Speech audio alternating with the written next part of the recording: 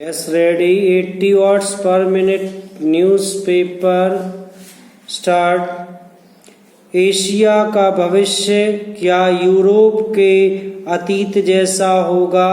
यह दशकों से पूछा जाने वाला वह सवाल था जिसके आधार पर एशियाई राजनेताओं को एक सदी पहले की यूरोपीय तबाही से सबक सीखने के लिए कहा जाता था। हम आज फिर उस विचार को इस प्रश्न से संजीवनी दे सकते हैं कि क्या एशिया का भविष्य यूरोप के वर्तमान जैसा होगा? हालिया घटनाओं ने बदलती विश्व व्यवस्था और अंतर्राष्ट्रीय सुरक्षा के सवालों को विदेश नीति से जुड़ी बहसों में सबसे आगे ला खड़ा किया है।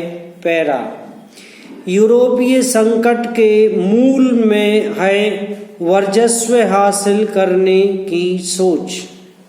हमें यहाँ पूरा इतिहास बताने की जरूरत नहीं है। यह एक ऐतिहासिक तथ्य है कि शीत युद्ध के अंत ने जंग के बाद की बंदोबस्ती व प्रमुख संस्थाओं से दूसरे पक्ष की सहभागिता को बहुत सुगम नहीं बनाया। वास्तव में शीत युद्ध के बाद विश्व व्यवस्था का जो ढांचा तैयार किया गया था वह एक तरफा था और उसमें कथित पराजित ताकत के मूल हितों को किनारे कर दिया गया था। एक को फायदा और दूसरे को नुकसान वाली यह स्थिति 3 दशकों से विकसित हो रही थी।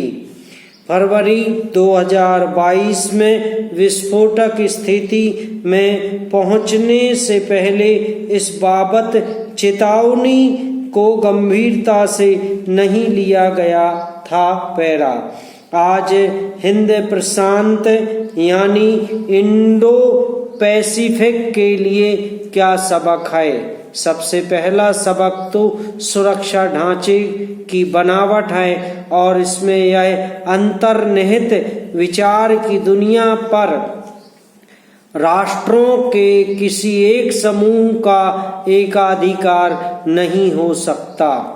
एक स्थिर व्यवस्था बनाने की जिम्मेदारी उभरती शक्तियों और स्थापित ताकतों की सम्मिलित कोशिशों में निहित है। यह प्रयास परस्पर हितों के संतुलन पर आधारित होना चाहिए। इसमें यह भी महत्वपूर्ण है कि तमाम अलग अलग हितों को कितनी कुशलता से एक साथ पिरोया जाए। यही वजह है कि हमारे पास विदेश में दूतावास होते हैं और इतिहासकारों व रणनीतिकारों की फौज होती है जिनसे यह समझने में मदद मिलती है कि कब रणनीतिक सख्ती बुद्धिमानी कही जाएगी या कब किसी विचार या सुरक्षा प्रतिबद्धता की रक्षा के लिए दृढ़ रहना होगा या कब परस्पर मिलकर आगे बढ़ना सबसे बेहतर विकल्प होगा।